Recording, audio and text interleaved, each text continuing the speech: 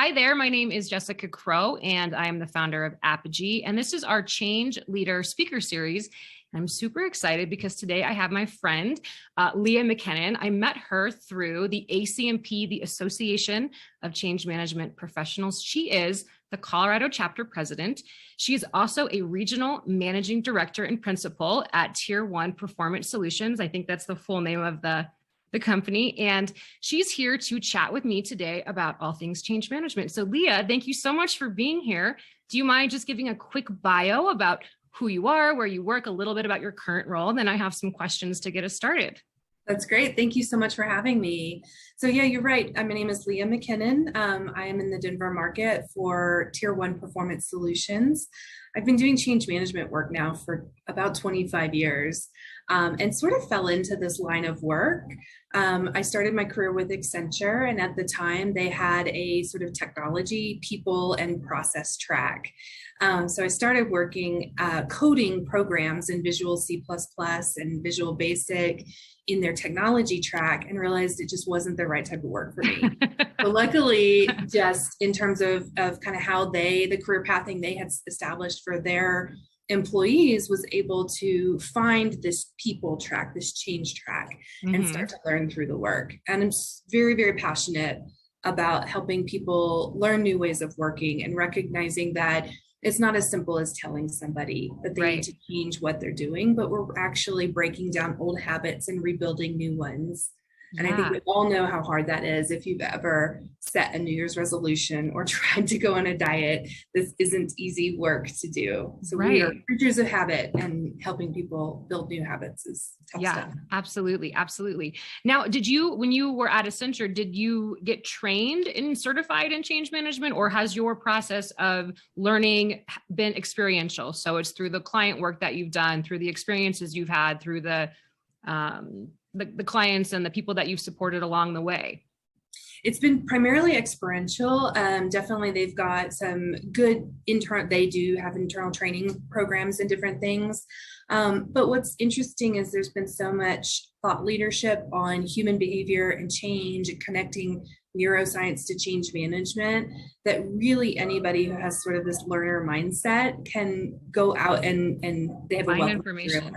Yeah, absolutely. That's been my process as well. Some of it's been formal and a lot of it's been informal, just going out and searching and finding videos and books and acquiring information that way. So you started at Accenture and then now you're at TiER1, but there were some stops along the way. Have they always been in change management, or did you take on different roles in other organizations that sort of contributed to your skill set as a change leader? That's a great question. So yeah, it's always been change management, but the nature has changed, the nature of the work in particular.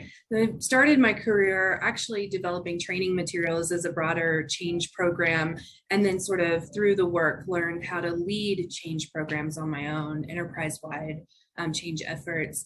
And where I've started to shift over time has been, I very rarely now provide direct support for, say, a system implementation project, but I focus my career more now on how do you build change capabilities. So teaching clients to do this type of work, teaching my philosophy, and I've learned over time through mentors of mine that change management in many ways is just good management. And so how do we get those skills in organizations so that leaders can successfully lead their teams through continuous waves of change? Yeah, that's a great way of putting it. And one of the conversations that you and I had previous to this conversation was around the topic of Agile. And I'm sure that's come up many times over the course of your career.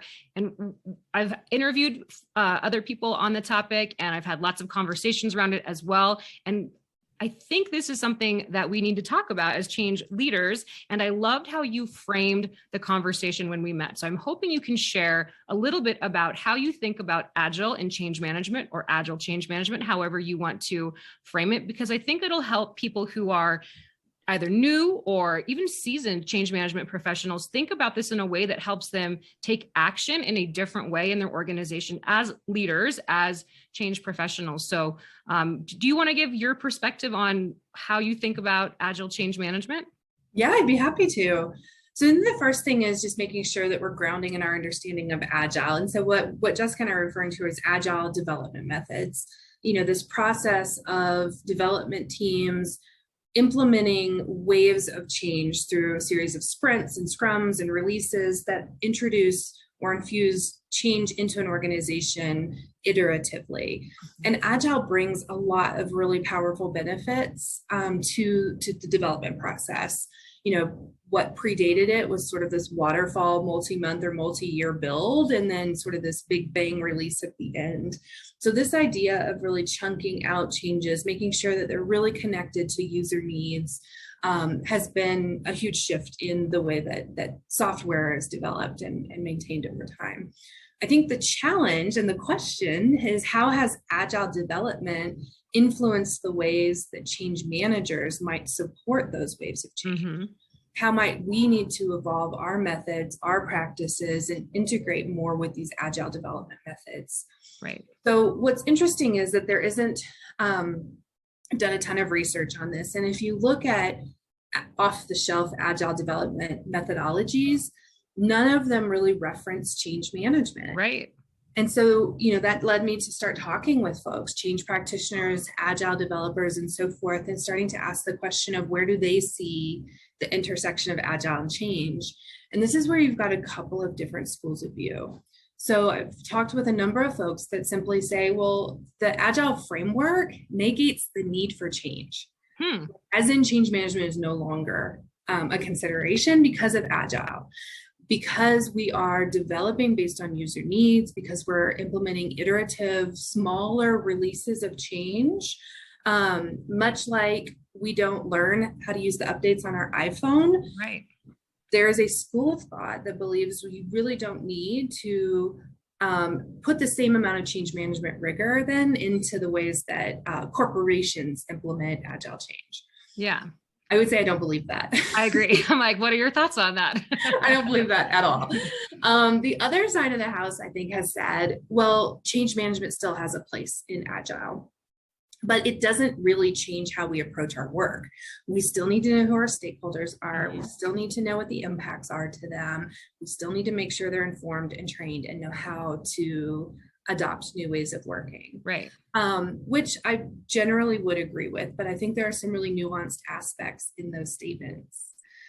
So I think if anything, Agile puts more emphasis on our need up front to share the broader vision of where we're going, and then really start to paint the picture how each incremental wave of change helps us take one step closer to achieving that overall vision. Yeah. Without having that really strong anchoring vision statement and really describing the journey and the pains that it might take to get there, the users really could be left with the continuous waves of change feeling like death by a thousand paper cuts. Right. They're sort of bombarded with this change. It's a continuous thing that's happening with them, to them, and they can't orient to how this particular change helps us get to where we're going. So I think if anything, it doesn't fully change the fact we would always be communicating vision, journey, that sort of thing. It just emphasizes the need even more in an Agile world.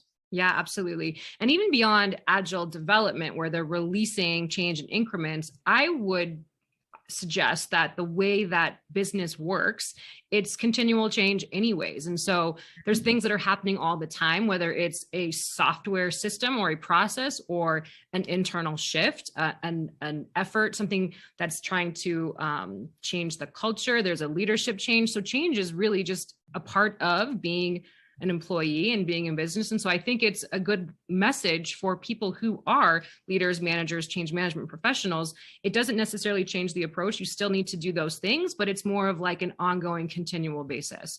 So that's exactly right. Yeah. That's exactly right. And if you think about it now as these continuous waves of change, it also puts an additional emphasis on the need for some type of an enterprise change dashboard. Yeah. So if you can imagine, you've got multiple projects implementing multiple waves of change, likely at times to the same audiences. And so this idea of like being able to serve air traffic control and prioritize and chunk and bucket and, combine and defer change at times is needed in that type of environment. And then the other thing that you and I had talked about on a previous call was this concept of really thinking about how we're building our change management strategy and plans and you having Agile sort of inform the tactics that we would take to support the Yes. adoption of change.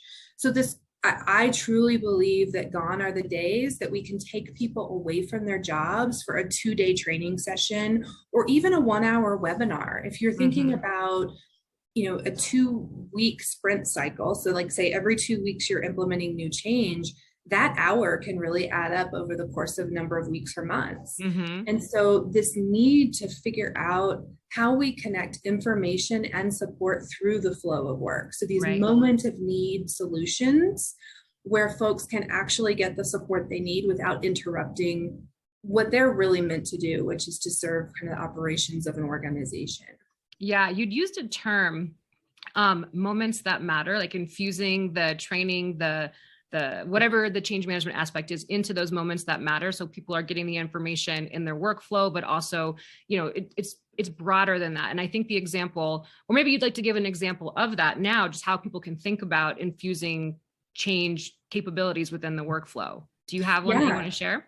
I'd be happy to. And I also want to, before I do, kind of emphasize that term moments of matter, because that term is so grounded in design thinking. So as we think about how change management needs to evolve to incorporate Agile, one of the sets of capabilities we as change practitioners need to expand upon is some of those design thinking skills. And how do we keep the user at the center and identify those moments that matter, the ones that have the highest shift potential to actually get people closer to adoption, closer to unlearning old habits and relearning new ones. That is critically important, I think, in this work.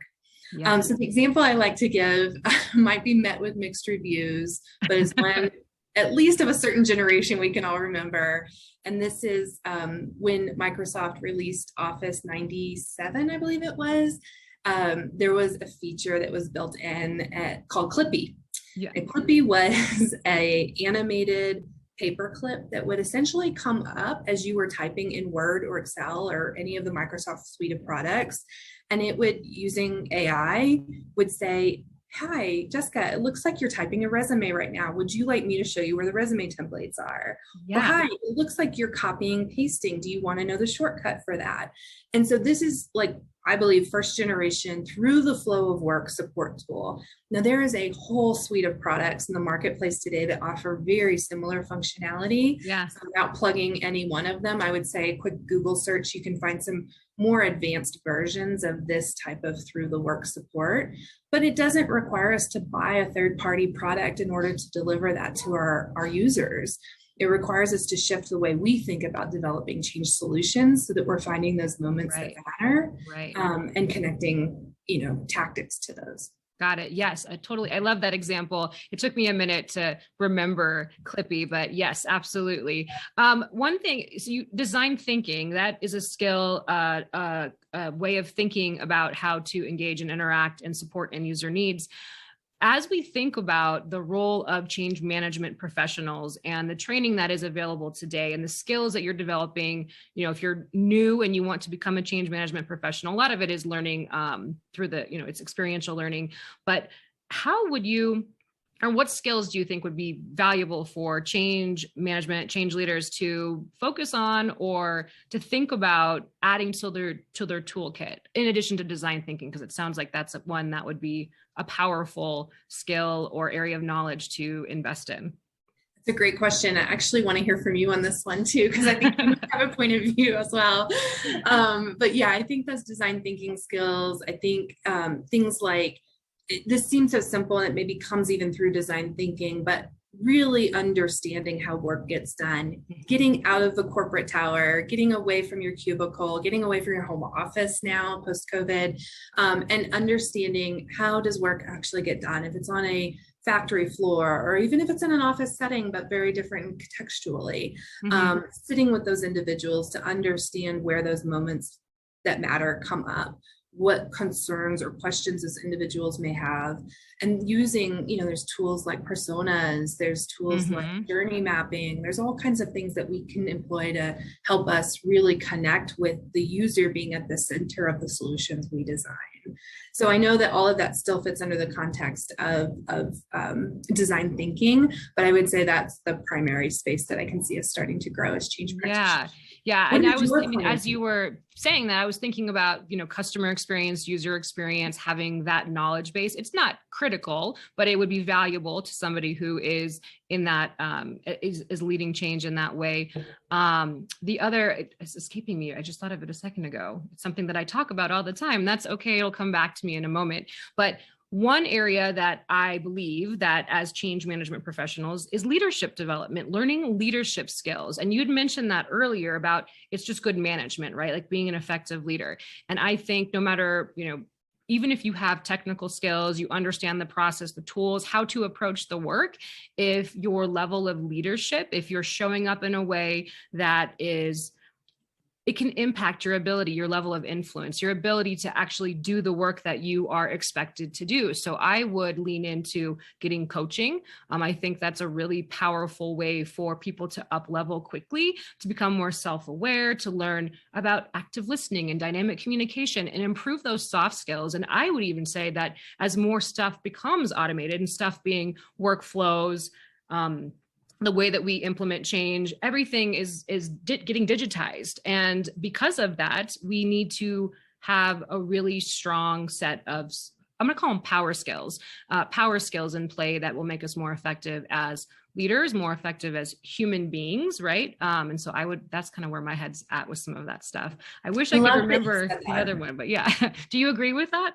I do. I so much agree with that. And I think we Yeah. see a lot of synergies between like the disciplines of change management and coaching. Yes. Even with ACMP for the Colorado region, we're looking at doing some combined events with ICF and ACMP. So I think there's just a ton of synergy there. And I agree wholeheartedly that that's a skill set. Yeah, definitely. Well, what advice would you give to someone who is not new in their career, who's been a working professional, but not as a change management professional, who wants to break into this career? What advice would you give that person in terms of taking next steps and getting into a role or making progress there? It's a really good question. I think there are things that we can do just as individuals every single day, as leaders, as individual contributors, as just human beings, to help folks understand and adopt new changes. So I really think being aware of your surroundings, understanding how you, as even an individual contributor, can influence change adoption through your attitudes, through your behaviors, through your informal networks. I think really the mindsets and the attitudes that we show up with resonate in terms of being either supportive or resistant to change. And so recognizing that sort of self-reflection and self-readiness is the place to start. And then I think if you're really ready to start branching into, how do I learn change management as a discipline? What tools are available? How do I use those tools? There is a variety of training out there, both free and paid, that I know is available. So I'm always a resource to people. So you can certainly find Jessica or myself through ACMP Colorado. We have a website with email addresses on there, and happy to connect. Perfect. Yeah, that's good advice. One thing that you mentioned about being resistant to change, I actually want to come back around to the conversation of Agile and how you think about managing resistance in those moments that are, that it's iterative and it's happening quicker and it's smaller increments. What are your thoughts on that? Because I'm realizing. I love that you asked this question because I feel like you were in my head. I wanted to actually talk about it, and I wasn't sure to get the opportunity.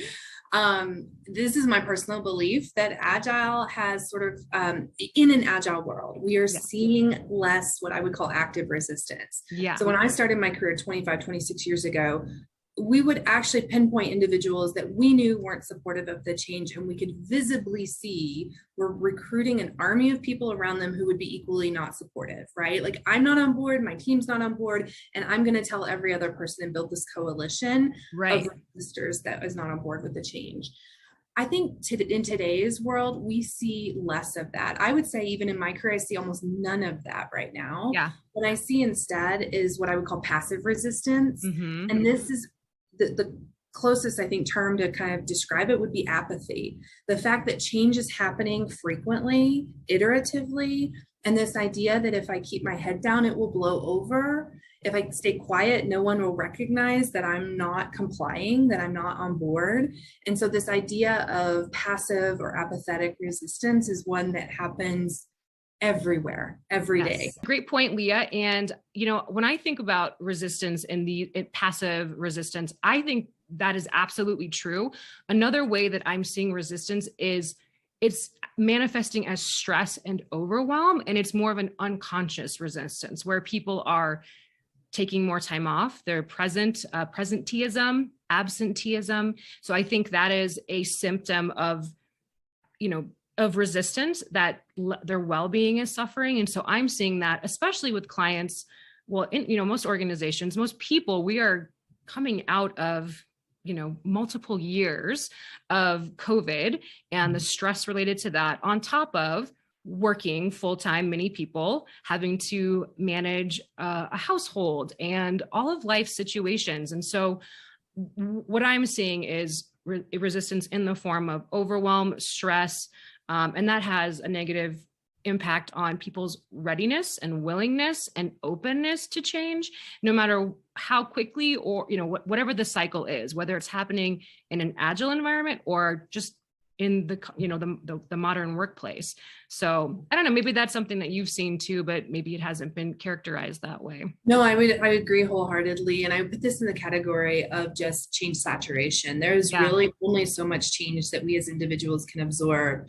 And there are a lot of different mechanisms that can help us maybe create a little bit more capacity for change. I think we are creatures of habit. So as much as we can go into automatic mode, it sort of relieves that mental burden, mental stress on us. But if we're learning new skills, new ways of working on a 2-week cycle, that sort of pressure does not go away. So I think I'm quick to sort of find solutions, which I know I shouldn't always do. But for this topic in particular, I think it, again, stresses the need for some type of an enterprise change dashboard, that we really understand, at least from a work perspective, what individuals might be dealing with. And then, I've been so bold as to tell clients, like, you need to consider deferring some of these changes, like literally do not go forward, put these on the shelf, decommission them. Now is not the right time because your organization truly can't absorb them. But if you don't have visibility into what's happening, then you really can't make those decisions or have those conversations. Absolutely. And I think the unknown for us is what we're dealing with in our personal lives, right? The kids, the school, the husbands, the wives, the stress, of all of that. And so that's a little bit harder to suss out. Yeah, I love that you brought the dashboard back into the conversation, because having a visibility line of sight at least helps people mentally prepare themselves for what's coming down the pike. And it creates space for that conversation around planning, prioritizing, and pacing of change. Mm-hmm. And the fact that there is so much happening beyond the borders of our virtual or, in-office environment I'm encouraged to see it come up more in conversation than it had previously. Before the pandemic, wellness, well-being, that was something you handled outside of, that was your personal situation. And now there's more space for, how are people doing? What kind of culture do we have? Is it, are we telling people to take time off, but then everybody's working on vacation, and that's not supportive, to well-being. So I'm encouraged to see that. It's a bummer that it had to, happen as a result of, but at the same time, I mean, here we are. I would say one of the silver linings from the pandemic is that I do feel like I'm more connected to my coworkers, to my network. I can't tell you how many Zoom calls I've been on where a kid walks in the room, or a cat crosses the desk, or a dog jumps in the lap. Like, it's been really fun to see what people's lives are like, and to meet the folks and the things that they care about. But to your point, there's just a lot drawing on our time, and so we've got to figure out, how do we navigate through this world of continuous change, personally and professionally. Yeah, absolutely. And I don't think there's a clear, answer, like one answer for this. It really does have to be specific to the organization, the person, which is why it's so important to get to know and better understand your end users, how they work, how your stakeholders, what they need. And so I think it all sort of comes full circle in that regard.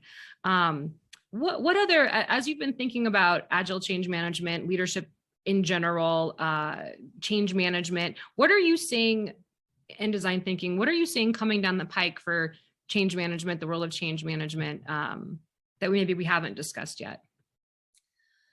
I don't know if this is a good trend or not. I know it's one that we recently posted on our ACMP Connect message board, but it's this concept of, do we need dedicated change practitioners any longer? And I'll be honest with you, like, I certainly have a point of view about it, but I think what matters most is the work that I'm seeing. I've got dozens of clients who are engaging us for services to help them build these internal change practices. And a lot of the end users per se are folks like HR business partners or product owners or, the general people managers. And how do we train these folks to perform change? So we've always in the past, as I think about building capability, when you think about the learning tracks involved, we've always said, well, there's this change practitioner need. You need to figure out who it is that's actually facilitating the conversations, planning, coordinating the change solutions. They're the ones that are in that stakeholder analysis tool or that impact analysis tool, right? Figuring it out, crunching the data, making those decisions. And then there's this change leadership track. So they may never really see the methods and the tools, but they lead people in organizations. And how do we teach those individuals how to successfully lead their teams through change, how to be empathetic to maybe the resistance that folks are feeling. And I'm seeing these two worlds kind of start to collide and merge. And so right, wrong, or indifferent, that's a trend. How do we enable non-change practitioners to perform change activities? Yes, absolutely. I'm seeing that too. So that's I would agree with that being a trend. I'm curious though too, within the work that you're doing with the clients that you're doing, how has the hybrid and globalization, people working remotely everywhere, has that had any impact on how you help clients develop their change capability with the different roles and responsibilities that are within the organization, or not really? It does. And I think it puts more emphasis on like portal solutions, kind of these central hubs, single points of truth, where you can direct people to really come and get sort of the latest thinking, the latest tools, the latest whatever. So thinking about those single sources of truth, but also thinking about how do you build communities of change practitioners, so communities of practice or communities of excellence, because as you're upskilling individuals, they have a sphere of influence as well and are learning kind of their own ways of doing things. And so being able to sort of share that practice or share that thinking across the community is pretty important when you think about building capability. So those things are starting to kind of come to the forefront more and more. And one of the things that we're toying with, and I would say more than toying with, and built a number of times over, is how do we, by the ways that we design, I'm going to say change toolkit, how do we build in some logic and thinking so that as people are filling out these individual tools, that's not the hard part. The hard part is, what do you do with this information? Absolutely. Does it guide your thinking, or how does it inform your next steps? And so we're starting to build dynamic change tools that are sort of like this change manager in a box. So it leads the person to, because you've entered this, and this, because you've told us your stakeholders do or do not support the change, do or do not care about X, Y, and Z, here's what you need to think about next, or here's what you need to go and do next. And that's gaining a lot of traction. Yeah, I can believe that. That is the most difficult part. Conceptually, you can understand something, but putting it into practice is the challenge. One more question for you. And this is, as we've been talking, it made me think about the role of the sponsor and sponsorship and having an executive sponsor or a primary sponsor. What are your thoughts on that role or roles within an agile environment, within a hybrid or virtual environment? Like, how has the relevance of that role? And that's something that, if you've been practicing change management, that has come up and has been something that I have focused on in the past. I see that shifting a little bit, but I don't know if you're seeing that too. Well, this will be a fun one because I'll look forward to getting your point of view on it. I would say What I've seen is that, sponsors still in even a distributed work environment have the ability to make or break a change. Yeah. I've definitely been in the position of building internal change practices and having a leadership shift. So a new leader coming in to oversee it and sort of stripping out all the work that we've done over multiple years, right? If they believe in it or they don't, really, really powerful. But I think really what's being more emphasized in this, I keep wanting to say post-COVID world, but I'm not sure we'll ever be right. Like, yeah, totally. is an emphasis on our network, our relationships, our community. We're now getting information from a lot of different sources rather than just looking sort of up to a sponsor to kind of set the tone and drive the direction. So if anything, I would almost venture to say that the world we live in today, while sponsors are still important, maybe slightly diluted from where they used to be.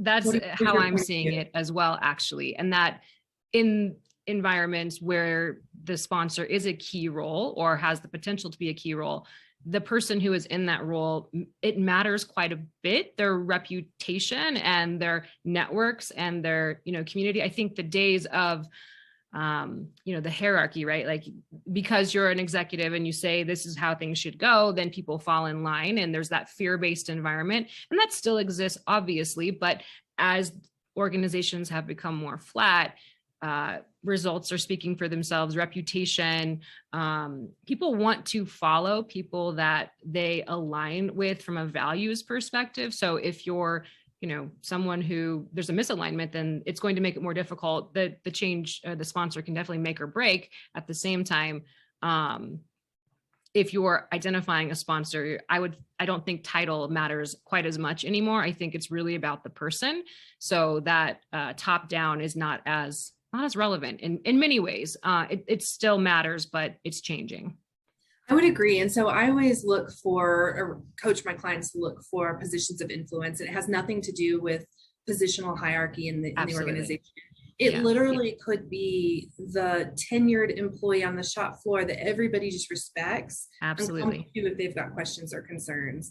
And then figuring out how do we enable that person to be an extension of the change of the project team.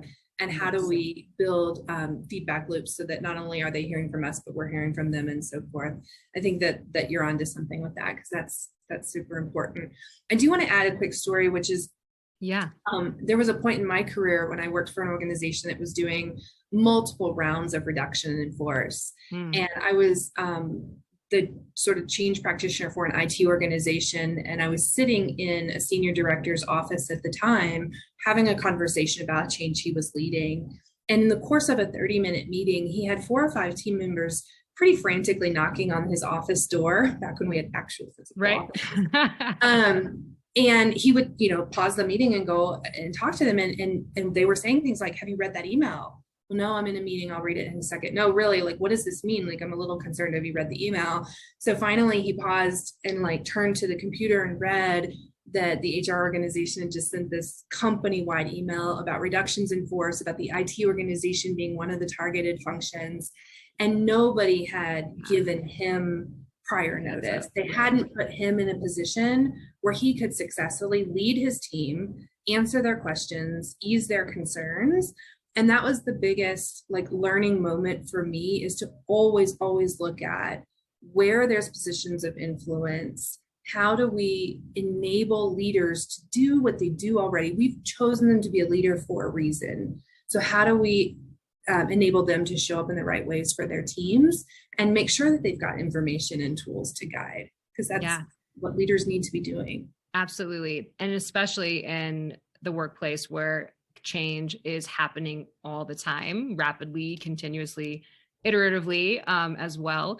And I would even suggest that our mid-level management, our mid-level managers could use an extra dose of TLC, because that is one role group that is so critical in change, adoption, acceptance, and has, I would maybe been a little less loved over the years. A lot of the coaching and support and development goes to the VP and above. And I think that there's an opportunity there for organizations to think differently about how they arm their their mid-level managers with the information, the tools, the resources to have those important conversations and really be in that position of influence, like you said.